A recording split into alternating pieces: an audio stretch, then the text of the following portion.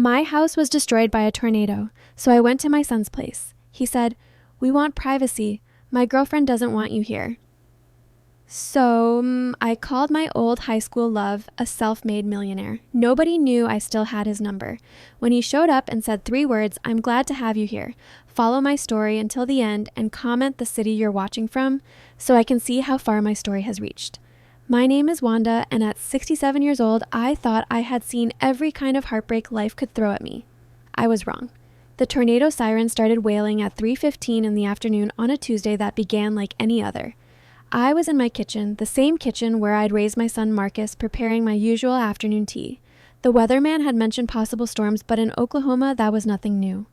We'd weathered dozens of them over the years. I should have paid more attention to the warnings. The wind picked up faster than I'd ever seen before. Within minutes, the sky turned an ominous green-black color that made my stomach clench with fear. I grabbed my emergency radio and heard the words that would change everything. Large tornado on the ground moving northeast toward Meebrook subdivision. That was my neighborhood. I had maybe 10 minutes to gather what I could. My hands shook as I threw photo albums, important documents, and a few pieces of jewelry into a suitcase. 43 years of memories, and I could only save what fit in one bag. The wedding photo of Harold and me, Marcus's baby pictures, my mother's pearl necklace.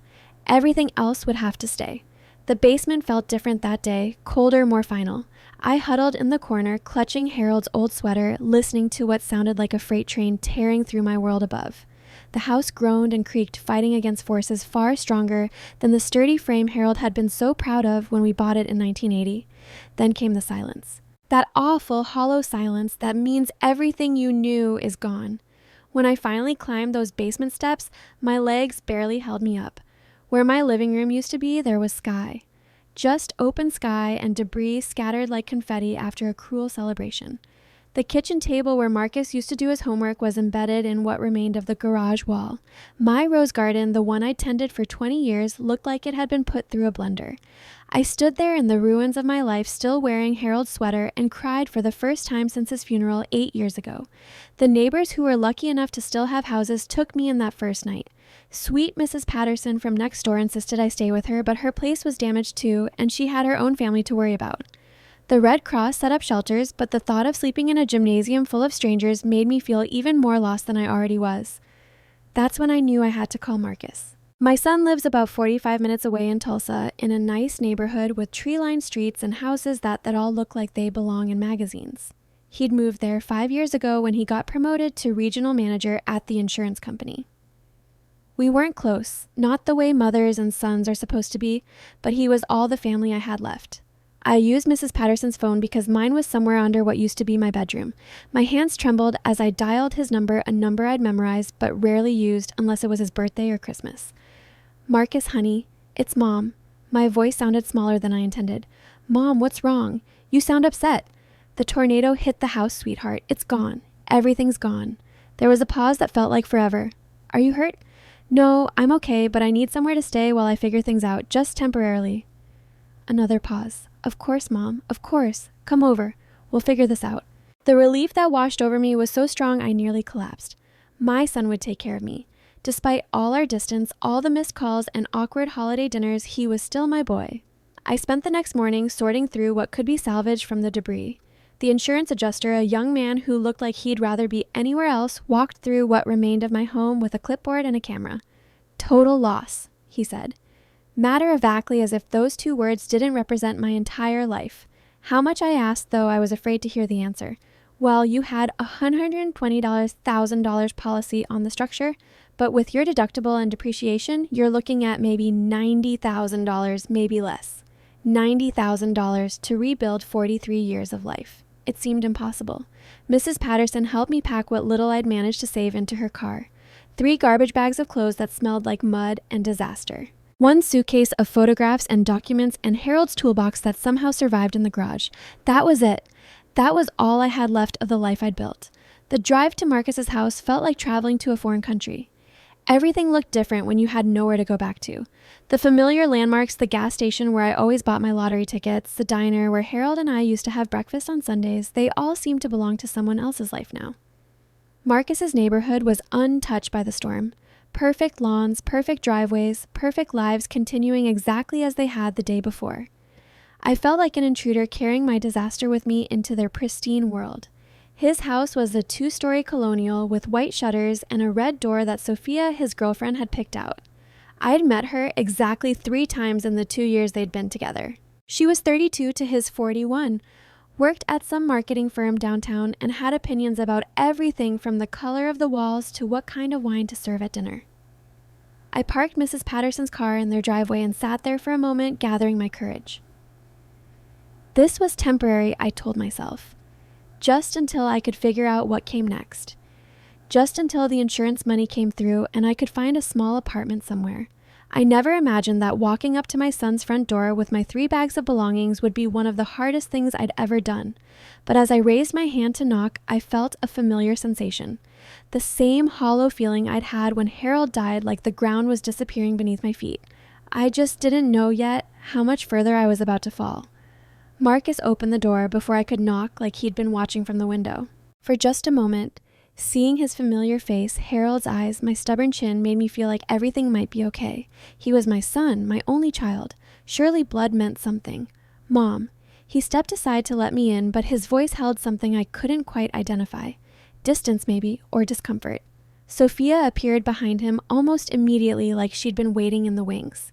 She was wearing white jeans and a silk blouse that probably cost more than I used to spend on groceries in a month. Her blonde hair was pulled back in one of those messy buns that somehow looked perfectly arranged, and her smile was the kind that never reached her eyes. "Wanda, how awful about your house," she said, but she was looking at my garbage bags, not at me. Marcus told me what happened. I set my bags down in their pristine entryway, suddenly aware of how I must look. My clothes still carried the smell of the disaster. Wet wood mud and something else I couldn't name. Destruction, maybe loss. "It's just temporary," I said quickly, "just until I can get back on my feet." Marcus and Sophia exchanged a look. One of those wordless conversations that couples have, the kind that excludes everyone else in the room. I seen Harold and me do the same thing countless times, but from the other side, it felt like being shut out of a club I didn't know existed. "Let's sit down and talk," Marcus said, leading me into their living room. Their house was beautiful in the way magazine homes are beautiful. Everything matched. Nothing was out of place. White furniture that looked like no one had ever actually sat on it. Glass coffee tables that reflected the light from windows so clean they seemed invisible. It was the kind of home that made you afraid to touch anything. I perched on the edge of their pristine sofa, my muddy shoes planted firmly on their spotless hardwood floors. Sophia noticed and winced slightly. "So, what's the plan?" Marcus asked, settling into the chair across from me. Not next to me on the sofa where he could put his arm around his grieving mother, but across from me like we were conducting business. "Well, the insurance adjuster said it'll take a few weeks to process everything, maybe a month. I was hoping I could stay here until then, just until I find a small apartment or something." The silence that followed lasted about 10 seconds too long. I watched Sophia's face change, saw her jaw tighten almost imperceptibly. She reached over and placed her hand on Marcus's arm, a gesture that looked supportive but felt possessive. "Mom," Marcus started, and I knew from his tone that whatever came next would break my heart. The thing is, Sophia and I have been talking, and we really value our privacy here. We work long hours, and this is our sanctuary, you know. I blinked, not understanding. "I wouldn't be in your way. I'd stay out of your hair, help with cooking, cleaning. I wouldn't be any trouble." Sophia leaned forward, her voice gentle but firm. "It's not about trouble, Wanda. It's about space. This house, it's our first home together, and we're still finding our rhythm as a couple. I'm his mother." I said the words coming out sharper than I intended. "Of course you are," Sophia replied smoothly, "and that's exactly why we think you'd be more comfortable somewhere else. Somewhere you can have your independence while you rebuild." I looked at Marcus, waiting for him to contradict her, to remember that I was the woman who'd sat up with him through every fever, who'd worked double shifts to pay for his college textbooks, who'd held his hand through his divorce 3 years ago when his ex-wife left him for her personal trainer. Instead, he nodded. "Sophia's right, Mom. We think you'd be happier with your own space." The words hit me like a physical blow. I actually felt my chest tighten like someone was squeezing my lungs. Happier, Marcus. I lost everything yesterday. Everything. And you think I'd be happier alone in some motel room than here with my family? It doesn't have to be a motel. Sophia said quickly. There are some lovely extended stay places near the mall. Very clean, very safe, and they have little kitchenettes so you could cook for yourself. I stared at her. This woman who'd been in my son's life for 2 years telling me where I should live after losing my home. And how exactly am I supposed to pay for this lovely extended stay place the insurance money won't come for weeks? Marcus shifted uncomfortably. I could help with that. A few hundred to get you started. A few hundred. Like I was some distant relative he barely knew, not the woman who'd given him life.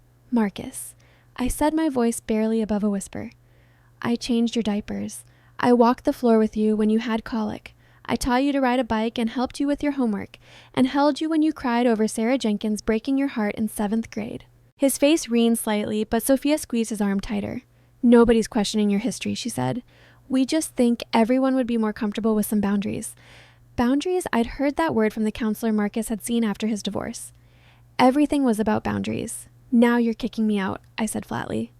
We're not kicking you out, Marcus protested. We're just saying that maybe this arrangement wouldn't work for anyone. Whose idea was this, I asked, though I already knew the answer. I could see it in the way Sophia sat back, slightly satisfied, like she'd won something. We discussed it together, Marcus said, but he wouldn't meet my eyes. I stood up slowly, my knees creaking in a way that reminded me I was 67 years old and alone in the world. I see.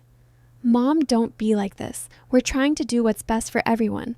What's best for everyone? I repeated the words like they were in a foreign language. What would be best for everyone, Marcus, is if your mother didn't have to sleep in her car tonight. Sophia's perfectly made-up face arranged itself into an expression of concern. You don't have to sleep in your car. Like I said, there are options. I looked around their pristine living room one more time. At the family photos that included Marcus and Sophia, but none of me at the expensive furniture that no one was allowed to really live on. At my son who'd chosen this cold, beautiful woman over his own mother. You're right, I said finally. There are always options. I picked up my 3 garbage bags in Harold's toolbox, the weight of them seeming heavier now that I knew where I wasn't welcome.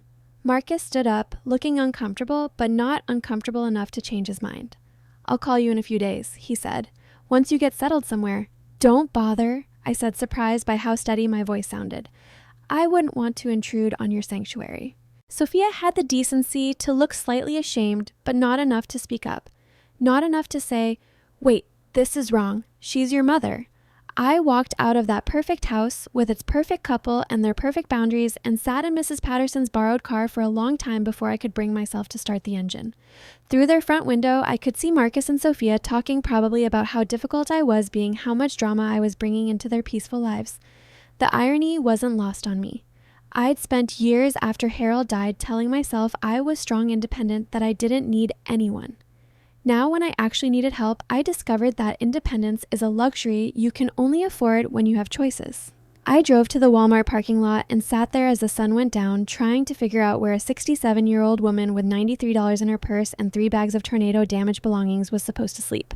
The car was getting cold, and I had maybe 2 hours before the security guard would notice me and ask me to move along. That's when I remembered the business card I'd been carrying in my wallet for almost 50 years, yellow with age and soft from being handled. A card I never thought I'd actually use from a boy I'd loved, when the world was young and everything seemed possible. James Morrison, the boy who'd promised to come back for me someday before life got in the way and someday never came. I pulled out my phone and stared at the faded numbers on the card, wondering if they were even still good, wondering if he was even still alive, wondering if I had the courage to find out. I spent 3 nights sleeping in that borrowed car before I found the courage to make the call. 3 nights of waking up with a crick in my neck and the taste of shame in my mouth. 3 nights of moving from parking lot to parking lot so security wouldn't notice the elderly woman living in her vehicle. 3 nights of using gas station bathrooms to wash my face and brush my teeth, avoiding eye contact with my reflection because I couldn't stand what I saw there. The business card felt like tissue paper between my fingers, worn soft from 5 decades of being carried but never used. James Morrison.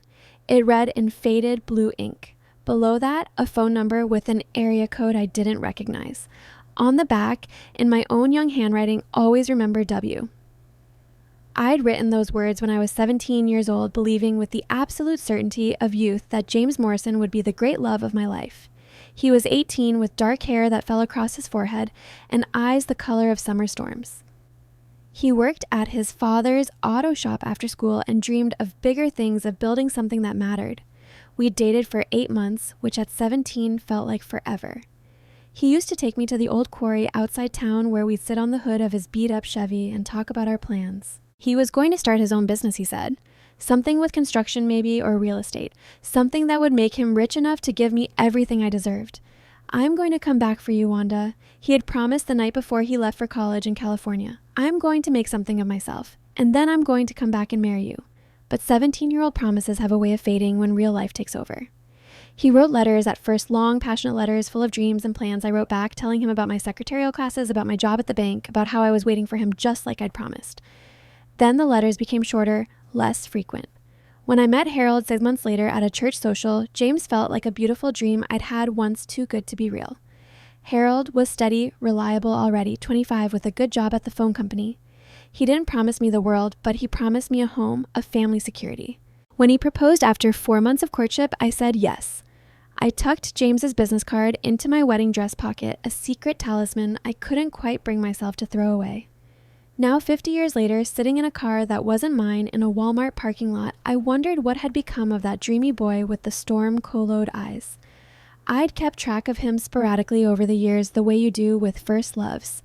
Through mutual friends, I'd heard he'd made good on his promises, started a construction company that grew into something big, never married, which surprised people. Too busy building his empire, they said. That Morrison boy always was ambitious. The last I'd heard, maybe 10 years ago, was that his company had expanded beyond Oklahoma into Texas and Arkansas. Morrison Development building shopping centers and office complexes. The boy from the auto shop had become the kind of man who wore expensive suits and made decisions that affected hundreds of people. What would that man want with a 67-year-old widow sleeping in a borrowed car? The rational part of my brain said it was ridiculous, pathetic even. You don't call someone after 50 years because your life has fallen apart. You don't reach out to your teenage boyfriend when you're old and desperate and have nowhere else to turn. But rational thinking is a luxury when you're counting the quarters in your purse and trying to figure out if you have enough for a cup of coffee in a bathroom that locks. On the 4th morning, I couldn't take it anymore. My back ached from sleeping curled up in the front seat. My clothes smelled like the inside of a car, and I'd spent the last of my cash on a gas station sandwich that tasted like cardboard and despair. I sat in the McDonald's parking lot staring at the card, my hands shaking from more than just the morning cold. What would I say? Hi, James. Remember me. I'm homeless now. Can you help? The number on the card was probably disconnected. Or it would ring to some secretary who would politely inform me that Mr. Morrison was far too important to take calls from random women claiming to know him from high school. But what if it wasn't? What if he answered? My heart pounded as I dialed the number. Each digit feeling like a step off a cliff. It rang once, twice. Morrison Development, this is James. His voice deeper now, weathered by time and responsibility, but unmistakably his. After 50 years, I would have recognized that voice anywhere. I almost hung up, almost pressed the end call button and drove away to figure out some other solution. But something in his tone, some warmth that seemed to reach through the phone and wrap around me like a blanket made me speak. James, this is Wanda. Wanda Sullivan. Well, it's Wanda Peterson now, but it used to be Sullivan. Silence long enough that I thought maybe the call had dropped, or maybe he'd hung up, or maybe he had no idea who I was. Then Wanda, just my name spoken like a prayer or a wonder, like he couldn't quite believe it. I'm sorry to call you like this. I rushed on the words, tumbling over each other in my desperation to explain before he could hang up. I know it's been a long time and I probably shouldn't be calling, but I didn't know who else. Where are you? He interrupted, his voice sharp with concern. I'm in Tulsa. Well, sort of. I'm in a parking lot in Tulsa, and I know this sounds crazy, but my house was destroyed in the tornado last week, and my son, he doesn't want me to stay with him, and I don't have anywhere to go. The words came out in a rush, each one harder than the last to say.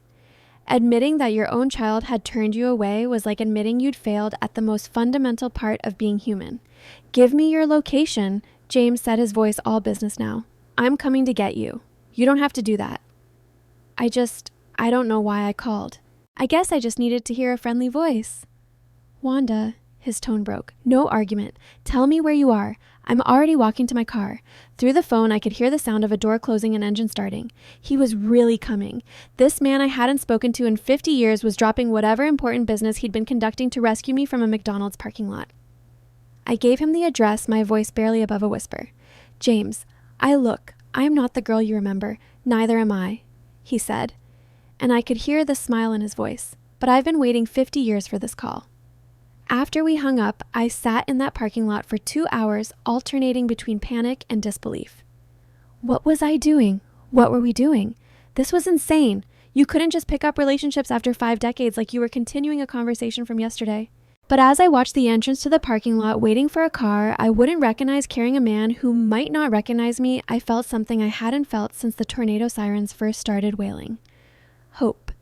Maybe it was foolish hope. Maybe it would lead to more disappointment, more heartbreak, but it was hope nonetheless. And at 67 years old, with nothing left to lose, hope was worth the risk. At 11:37, exactly a silver Lexus pulled into the parking lot, moving slowly, like the driver was looking for something or someone. I watched through my windshield as the car approached, my heart hammering against my ribs like a bird trying to escape its cage. The windows were tinted so I couldn't see inside, but something deep in my chest told me this was him. The car stopped 3 spaces away from mine and the driver's door opened. Even after 50 years, even with gray hair and lines around his eyes, even carrying the weight of decades I hadn't shared with him, I knew him immediately. James Morrison stepped out of that car like he was stepping out of my dreams. And when his eyes found mine through my windshield, the years collapsed between us like they'd never existed at all. James walked toward my car with the same easy confidence he'd had at 18, but now it was refined, polished by success and maturity. He wore dark jeans and a navy sweater that probably cost more than I used to spend on groceries in a month. But his eyes, those storm gray eyes that had haunted my dreams for decades, were exactly the same. I wanted to hide, wanted to sink down in my seat and pretend this wasn't happening. I looked terrible. My hair hadn't been properly washed in 4 days. My clothes were wrinkled from sleeping in them, and I smelled like disappointment and desperation. But he was already at my car door, tapping gently on the window with a smile that made my heart skip like I was 17 again. I rolled down the window, suddenly unable to breathe. "Hello, Wanda," he said softly. Up close, I could see the changes time had made. His dark hair was silver, now cut short and professional. Lines mapped the corners of his eyes and bracketed his mouth. He was broader through the shoulders, more solid, like success had given him physical weight along with everything else. But when he smiled at me through that car window, I saw the boy who used to drive me to the quarry and tell me about his dreams. "Hi," I managed, my voice barely a whisper. He studied my face for a long moment, those gray eyes taking in every detail. I wanted to apologize for how I looked, for how far I'd fallen, for calling him after all these years with nothing to offer but problems.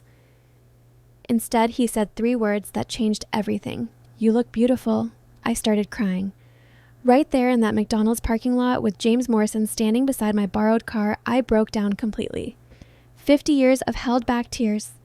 4 days of sleeping rough, a lifetime of being told I wasn't enough. It all came pouring out in ugly, gasping sobs that I couldn't control. He didn't say anything else, didn't try to shush me or tell me everything would be okay. He just opened my car door, helped me out, and wrapped his arms around me while I fell apart against his chest. He smelled like expensive cologne and clean laundry, like success and stability, like everything I'd lost and everything I'd never had. His sweater was soft against my cheek, and his arms were strong around my shaking shoulders. "I'm sorry," I gasped against his chest. "I'm so sorry, James. I shouldn't have called. I shouldn't have dragged you into this mess." "Shh," he murmured, his hand stroking my back. "You should have called years ago." When the tears finally stopped, I pulled back to look at him, embarrassed by the wet spot I'd left on his expensive sweater. I must look like a disaster. He reached up and brushed a tear from my cheek, his touch gentle as a whisper. "You look like someone who's been through hell and survived it. That's not disaster, Wanda. That's strength." I laughed, but it came out shaky and bitter. Strength. I'm 67 years old, sleeping in a borrowed car because my own son doesn't want me. That's not strength, that's pathetic. His jaw tightened, and for a moment I saw a flash of the anger he was trying to hide. "Your son is an idiot. You don't know him. I don't need to know him. I know you." He paused, his hand still resting gently on my shoulders. "Or at least I knew you. And the Wanda Sullivan I knew would never turn away someone in need, especially not family." The way he said my maiden name like it was something precious he'd been keeping safe all these years made my chest ache with longing for the girl I used to be. "That was a long time ago," I said. "I'm not that girl anymore." "Maybe not," he agreed, "but I'd like to get to know the woman she became." He helped me gather my pathetic belongings from the car, the 3 garbage bags Harold's toolbox my purse with its meager contents. If he was appalled by how little I had left, he didn't show it. He loaded everything into the back of his Lexus like my tornado-damaged clothes and broken memories were precious cargo. "Where are we going?" I asked as he opened the passenger door for me. "Home," he said simply. The drive took 45 minutes winding through increasingly affluent neighborhoods until we reached an area I'd never seen before. Rolling hills dotted with estates hidden behind stone walls and iron gates. Trees that looked like they'd been professionally placed. Mailboxes that probably cost more than most people's cars. James turned into a long driveway marked only by a small brass placard that read Morrison. The driveway curved through mature oaks and manicured gardens before opening into a circular drive in front of a house that took my breath away. It wasn't ostentatious or showy, it was elegant in the way that real money is elegant. Understated confident, built to last. Stone and timber with tall windows that caught the afternoon light and a wraparound porch that invited you to sit and stay a while. James. I breathed, staring up at this monument to everything he'd accomplished. This is incredible. He parked the car but didn't get out immediately. Instead, he sat there looking at the house like he was seeing it through my eyes. "It's too big," he said quietly. "Always has been. I built it thinking I'd fill it someday," but he shrugged. A gesture so familiar it made my heart ache. Some dreams don't work out the way you plan. You never married. The question slipped out before I could stop it. He turned to look at me, his expression unreadable. Came close a few times, but there was always something missing. He said simply like it was the most obvious thing in the world. The word hung between us in the quiet car loaded with 50 years of what-ifs and might have been. I wanted to ask what he meant, wanted to understand how I could have been missing from a life I'd never been part of. But before I could find the words, he was getting out of the car, coming around to open my door. The house was even more impressive inside. Hardwood floors that gleamed like honey ceilings that soared overhead furniture that looked like it belonged in architectural magazines, but it didn't feel cold or museum-like. There were books everywhere, comfortable reading chairs positioned near windows, photos scattered on side tables. It felt like a home where someone actually lived, not just a showcase for success. "Are you hungry?" James asked, leading me into a kitchen that was bigger than my entire living room had been. I was just about to make lunch when you called. I realized I was starving. The gas station sandwich from yesterday felt like a week ago, and my stomach was cramping from emptiness and nerves. "I don't want to be any trouble," I started, but he cut me off with a look. "Wanda, stop. You're not trouble. He paused, searching for words. "You're the answer to a question I've been asking for 50 years. While he cooked, and he could actually cook, moving around that enormous kitchen with the ease of someone who'd learned to take care of himself. I studied the photographs scattered around the room. James at groundbreaking ceremonies, cutting ribbons, shaking hands with important-looking people. James with various women at charity galas and business dinners, always smiling but never looking quite complete.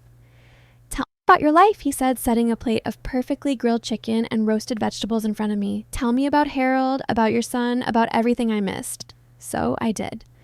Over a lunch that tasted like heaven after days of gas station food. I told him about my marriage to Harold. Steady, comfortable Harold who'd given me security and companionship, if not passion. About Marcus the baby I'd wanted so desperately and loved so fiercely, who'd grown up to be a stranger who valued his girlfriend's comfort over his mother's needs. I told him about the years of being a good wife, a good mother, a good widow, about the tornado that had taken everything I owned and the son who'd taken everything I had left. James listened without interrupting, his gray eyes never leaving my face. When I finished, he was quiet for a long moment. "I'm sorry," he said finally. "I'm sorry about Harold, about your house, about your son. But I'm not sorry you called me. Why?" The question came out smaller than I intended. He reached across the table and took my hand in his. Still strong, still gentle, still capable of making my heart race after all these years. "Because I never stopped loving you," he said quietly. "Because every business deal I made, every success I achieved, every dollar I earned, it was all so I could be worthy of you when you came back to me." James. I know it sounds crazy. I know 50 years is a long time and we're different people now. But when I heard your voice on that phone today, it was like the missing piece of my life finally clicked into place. I stared at our joined hands, his tanned and manicured mine work, worn and showing every day of my 67 years. "I'm not the girl you remember." "No," he agreed. "You're better. You're real. You've lived and loved and lost and survived. That 17-year-old girl was beautiful, but she was just potential. You're the woman that potential became. The words settled around my heart like a warm blanket, healing wounds I didn't even know I still carried. For the first time in longer than I could remember, I felt seen not as someone's mother or someone's wife or someone's burden, but as myself. What happens now? I asked. James smiled. That same devastating smile that had made me fall in love with him when the world was young. Now we figure out what the rest of our lives look like. Together, if you'll have me. As I sat in his beautiful kitchen, full of good food and possibility, I realized that sometimes the tornado that destroys your old life is just making room for the life you were always meant to have. Living with James was like discovering a version of myself I'd forgotten existed. The first week was awkward, tiptoeing around each other like polite strangers sharing space. He gave me the entire guest wing of his house, a bedroom larger than my old living room, a private bathroom with a soaking tub that could fit 2 people, and a sitting area overlooking his gardens. I felt like I was staying in a luxury hotel, afraid to touch anything or leave too much evidence of my presence. But James was patient in the way that successful men learn to be, and gradually I began to relax. He had a housekeeper, Maria, who came 3 days a week, but on the other days, I found myself cooking for him. It started small, making coffee in the morning, preparing simple lunches. But James appreciated everything with the enthusiasm of someone who'd been eating catered meals and restaurant food for decades. "This is incredible," he said one evening, savoring the pot roast I'd made using Harold's mother's recipe. "I haven't had a home-cooked meal like this in years." "It's nothing fancy," I protested, but inside I glowed. When was the last time someone had appreciated my cooking? Marcus used to complain that I made the same 5 dishes over and over. Sophia had once suggested I try more contemporary flavors for family dinners. James shook his head. "It's perfect. You're perfect." That word perfect should have made me uncomfortable. I was 67 years old with gray roots showing and laugh lines that had turned into permanent creases. My hands were spotted with age, my body soft in places that used to be firm. I was anything but perfect. But when James looked at me, I saw myself reflected in his eyes as someone beautiful, someone worthy of love and attention and gentle care. We fell into routines that felt as natural as breathing. Morning coffee together on the back porch where James would read business reports and I would watch the birds at his elaborate feeders. Afternoon walks around his property where he showed me the gardens he'd planted himself and the greenhouse where he grew orchids as a hobby. Evenings were for talking. We had 50 years to catch up on, and we did it slowly, carefully, like archaeologists examining precious artifacts. I told him about the lean years after Harold died when I'd worked at the department store to make ends meet. About the loneliness of widowhood, the way people treat you like half a person once your husband is gone. He told me about his business, how it had grown from a small construction company into a development empire with projects across 3 states, about the women he dated over the years. Intelligent, accomplished women who looked perfect on his arm at charity galas but never made him feel complete. "There was this one woman," he said one evening as we sat by his fireplace, rain drumming against the windows. "Rebecca. She was a lawyer, brilliant, beautiful. Everyone said we were perfect for each other. I felt a stab of jealousy that surprised me with its intensity." "What happened?" "I proposed to her," he said quietly, "on Christmas Eve 5 years ago. Big production restaurant overlooking the city, ring from Tiffany, everything she'd said she wanted. And she said yes." We planned the wedding for the following Christmas. But as the date got closer, I kept having this feeling that something was wrong. Not with her. She was everything anyone could want in a wife, but with me. He paused, staring into the fire. "The night before the wedding, I called it off." "James, no. What did you tell her?" "The truth." He looked at me, then his gray eyes serious. That I was still in love with a girl I'd known 50 years ago, and it wouldn't be fair to marry her while my heart belonged to someone else. The words hit me like a physical blow. "You called off your wedding because of me, because of the memory of you, because of the possibility that someday, somehow, you might need me, and I'd be here waiting."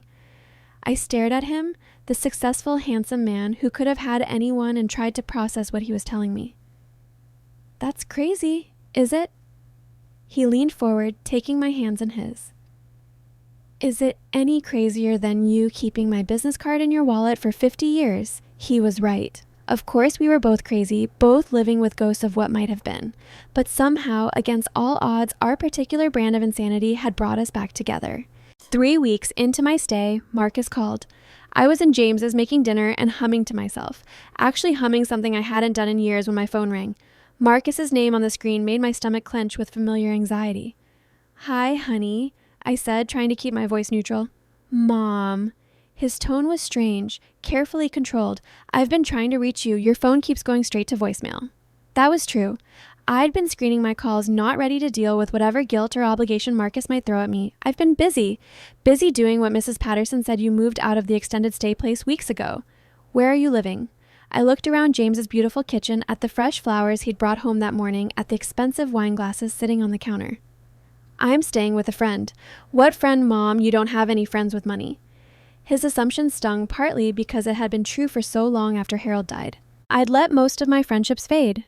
Too tired and too proud to maintain relationships when I had nothing to offer in return. "You'd be surprised," I said coolly.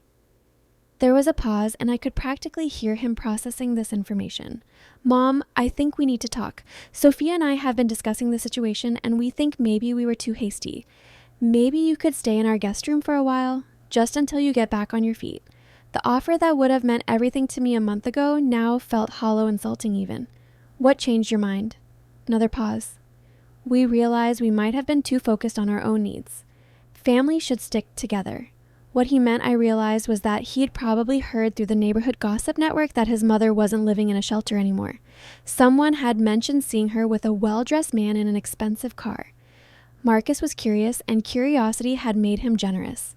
"That's very kind of you," I said. "But I'm perfectly happy where I am." "Mom, you can't just move in with some stranger. It's not safe." "What do you even know about this person?" "I know that he's never made me feel like a burden," I said quietly. "I know that he values my company and appreciates my cooking and tells me I'm beautiful every single day."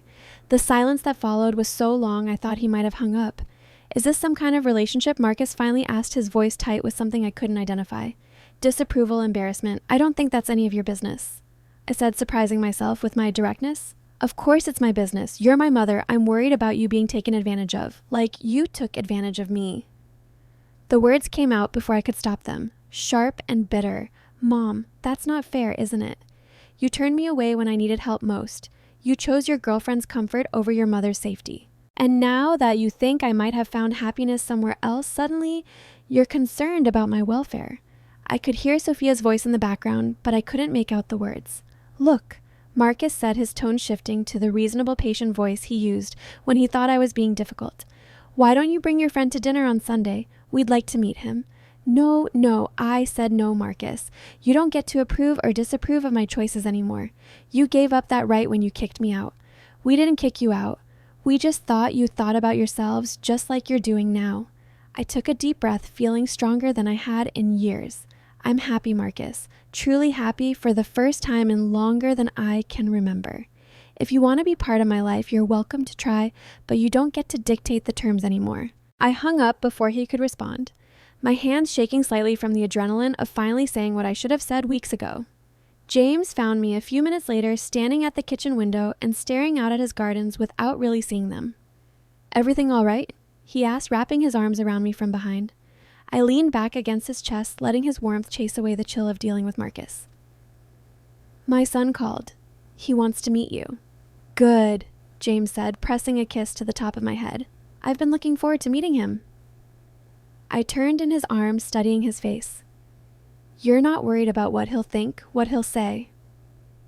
James smiled, that confident smile that had first made me fall in love with him. "Wanda, I've been waiting 50 years for you to come home to me. I'm not about to let anyone, not even your son, make you doubt that you belong here."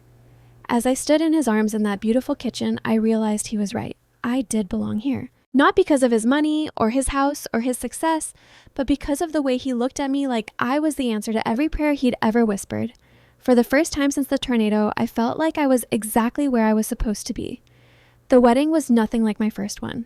When I married Harold 48 years ago, it was all about what other people expected. White dress church ceremony reception at the community center with a DJ and a cash bar.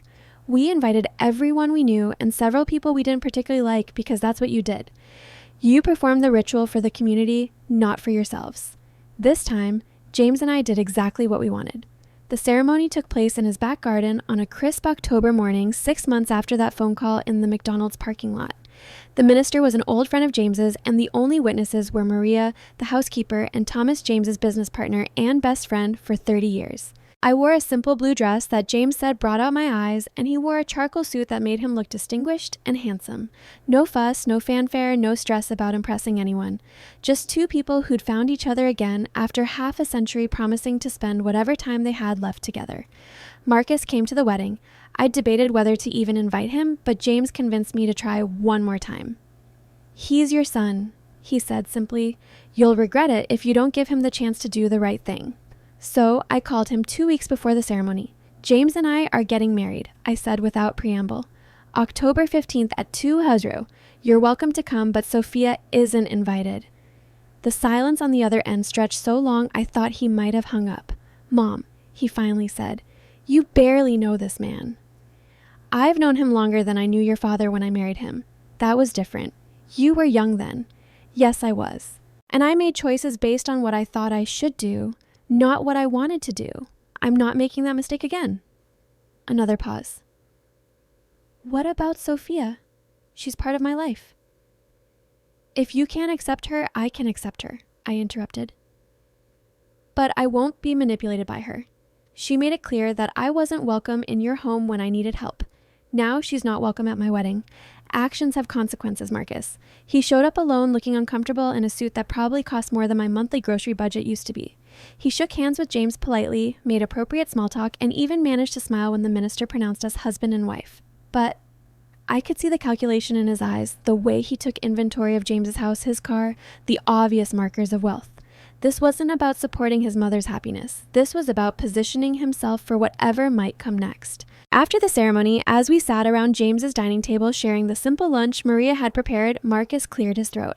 "So, James," he said with the kind of forced casualness that immediately put me on alert, "Mom mentioned you're in development. That must be interesting work." James smiled, but I caught the slight tightening around his eyes. He recognized what was happening too. It has its moments. I'm in insurance myself, commercial properties mostly. We should talk sometime about potential synergies. Perhaps, James said mildly, then changed the subject to something safer. But Marcus wasn't deterred. Over the following weeks, he began calling regularly, something he hadn't done in years. He'd ask about my health, my happiness, how I was adjusting to married life.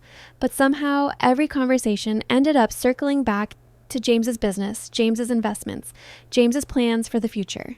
The worst part was watching him try to charm James during our occasional dinners together. Marcus had inherited his father's natural salesmanship, and he deployed it like a weapon, regaling James with stories designed to show what a devoted son he was, how much he'd always appreciated everything I'd done for him. It was all lies, of course. Revisionist history designed to position himself as the loving child who deserved to benefit from his mother's good fortune. James saw through it immediately, but he was too polite to say anything directly. Instead, he'd squeeze my hand under the table during Marcus's performances. A silent reminder that he understood exactly what was happening. Sophia, meanwhile, had apparently decided that if she couldn't beat me, she'd join me.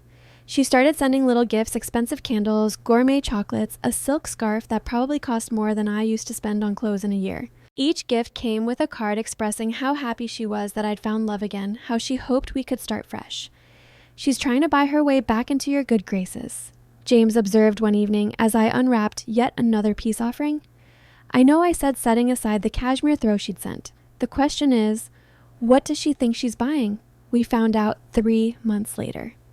Marcus called one evening while James was at a business dinner, his voice tight with forced concern.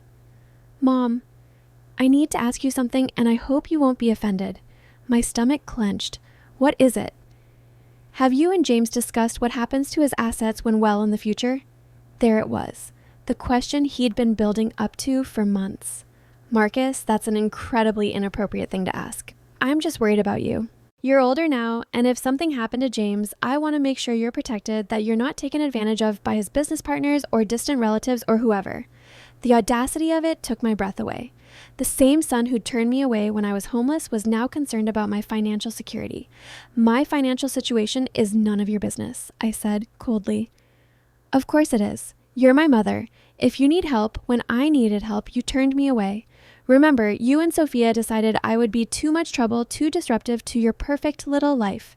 Mom, we've talked about this. We made a mistake. Yes, you did. And now you're making another one. I hung up before he could respond, my hands shaking with anger. But underneath the anger was hurt. The deep, persistent ache of realizing that even now, even after everything, my son saw me as an opportunity rather than a person. James found me crying in our bedroom when he got home from his dinner. What happened? He asked immediately, crossing to wrap his arms around me. I told him about Marcus's call, about the months of transparent manipulation, about my growing certainty that my son would never see me as anything more than a potential inheritance. James listened without interrupting, his jaw growing tighter with each detail. I'm sorry, he said when I finished. I'm sorry your son is too selfish to see what an incredible woman his mother is.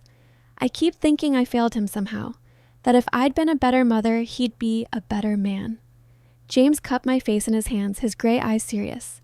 Wanda, you raised him the best way you knew how. He's made his own choices as an adult, and those choices reflect on him, not on you. 2 weeks later, James called Marcus and Sophia to the house. He didn't ask me first, just announced at breakfast that he'd invited them for dinner and that there were some things that needed to be said. I spent the day nervous, uncertain what James had planned. But when Marcus and Sophia arrived that evening, I saw a side of my new husband I'd never witnessed before. James Morrison, the successful businessman, was formidable in a way that made grown men reconsider their positions. He was polite, gracious, even, but there was steel underneath the courtesy that would have been clear to anyone paying attention. I wanted to talk to you both about Wanda, he said once we'd finished Maria's excellent dinner and moved to the living room, about your relationship with her and about certain expectations that seemed to have developed. Marcus shifted uncomfortably. I'm not sure what you mean. I think you do. James's voice was pleasant, conversational, and absolutely implacable. You've been very interested in my business, my investments, my plans for the future. You've been treating your mother with a level of attention and concern that's remarkably different from how you treated her when she actually needed your help. Sophia started to speak, but James held up a hand. I'm not finished. I want to be very clear about something. Wanda doesn't need your approval for our marriage, your permission to be happy, or your protection from fortune hunters. What she needs, what she's always needed, is for you to love her unconditionally the way she's loved you your entire life. Marcus's face was flushed with embarrassment and anger. I do love my mother. Do you? Because from where I sit, it looks like you love what you think she might inherit. You turned her away when she had nothing, and you're courting her now that she's married to someone with money. That's not love, Marcus. That's opportunism. The silence that followed was thick with tension. Sophia was staring at her hands, her face pale. Marcus was glaring at James with undisguised resentment. I think, James continued quietly, that you need to decide what kind of relationship you actually want with your mother. If you want to be part of her life because you genuinely care about her happiness, you're welcome here anytime. But if you're here because you think there's something in it for you, you're wasting everyone's time. After they left, Sophia practically dragging Marcus out the door before he could say something that would make things worse. James and I sat in his living room holding hands in comfortable silence. Was I too harsh? He asked eventually. I thought about it. About the years of taking Marcus's calls out of obligation rather than joy. About the way he'd made me feel like a burden rather than a blessing. No, I said finally. You were honest. Maybe for the first time in his life, someone told him the truth about his behavior. That was 8 months ago. Marcus calls occasionally now, but the conversations are different, shorter, more genuine, less calculated. He asks about my garden, my book club, my volunteer work at the animal shelter. He doesn't ask about James's business anymore. Sophia has stopped sending gifts. I don't know if we'll ever have the close relationship I once dreamed of having with my son, but we have something honest now, something real. And maybe at 68, that's enough. This morning, I woke up in James's arms, my husband's arms in the bedroom, that's become ours in the house that's become home. Sunlight streamed through windows that overlook gardens we tend together, and I could smell the coffee James makes every morning before I wake up. At 68 years old, I'm happier than I've ever been. Not because of James's money or his beautiful house or his success, but because someone sees me, really sees me, and chooses to love what he sees. The tornado took my old life, tore it apart, and scattered the pieces. But sometimes I think, as I watch James reading his morning paper across the breakfast table, destruction is just another word for renovation. Sometimes you have to lose everything you thought you wanted to find everything you actually needed. And sometimes, if you're very lucky, first love gets a second chance to become forever love. The business card I carried for 50 years is framed now, sitting on James's desk in his study. A reminder that some promises are worth keeping even when it takes half a century to fulfill them, especially then. Now I'm curious about you who listened to my story. What would you do if you were in my place? Have you ever been through something similar? Comment below. And meanwhile, I'm leaving on the final screen 2 other stories that are channel favorites, and they will definitely surprise you. Thank you for watching until here.